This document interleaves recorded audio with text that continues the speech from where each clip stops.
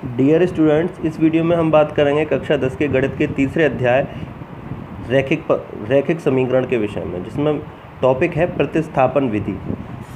एक चर का मान दूसरे चर के पदों में व्यक्त कर प्रतिस्थापित करके रैखिक समीकरण के युग्म को हल करना प्रतिस्थापन विधि कहलाता है।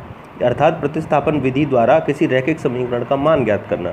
इसके लिए यहाँ पर सबसे सरल उपयुक्त विधि यहाँ पर एक उदाहरण के लिए हम समझते हैं। प्रतिस्थापन विधि का उपयोग कर रैखिक समीकरण 3x - 5y = -1, दूसरा समीकरण है x - y = -1 का हल ज्ञात कीजिए। आपको दे रखा है x - 1 = -1 और 3x - 5y = -1। समीकरण पहले को हमने x - y = -1 को हमने पहला समीकरण माना और 3x - 5y = -1 को हमने दूसरा समीकरण माना।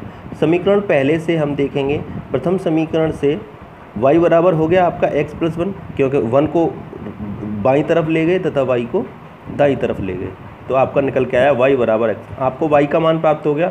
अब y का मान समीकरण 2 में प्रतिस्थापित करने पर 3x - 5, y का मान x + 1 = -1, इसलिए 3x - 5y -5 = -1, अर्थात -2x = 4, तो x बराबर आपका निकल के आया -2।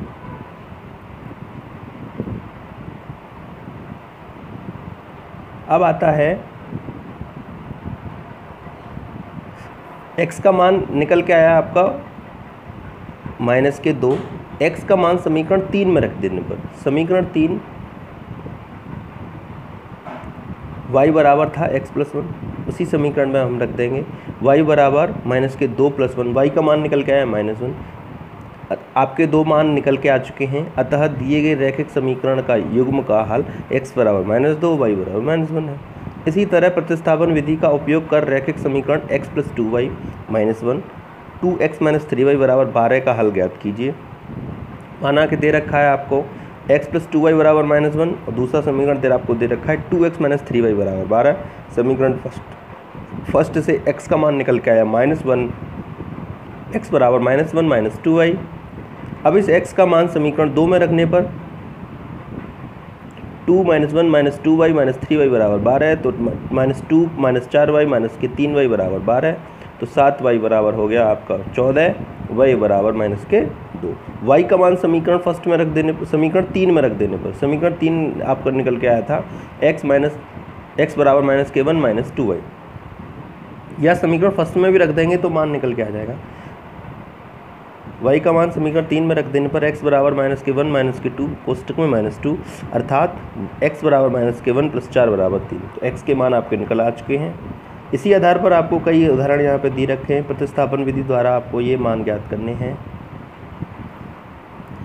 पहला सवाल है 2x + 3y = 9, 3x + 4y = 5 का रैखिक प्रतिस्थापन विधि द्वारा हल करना है इसे। 11x + 15y + 23 = 0, तो 7x - 2y - 20 = 0 को हल करना है आपको। अगला आपको दे रखा है दूसरा सवाल x/7 + y/3 = 5, दूसरा दे रखा है x/2 - y/9 = 6 को प्रतिस्थापन विधि द्वारा हल करना है। अगला 4x + 6/y = 15, 6x - 8/y = 14 को हल करना है आपको।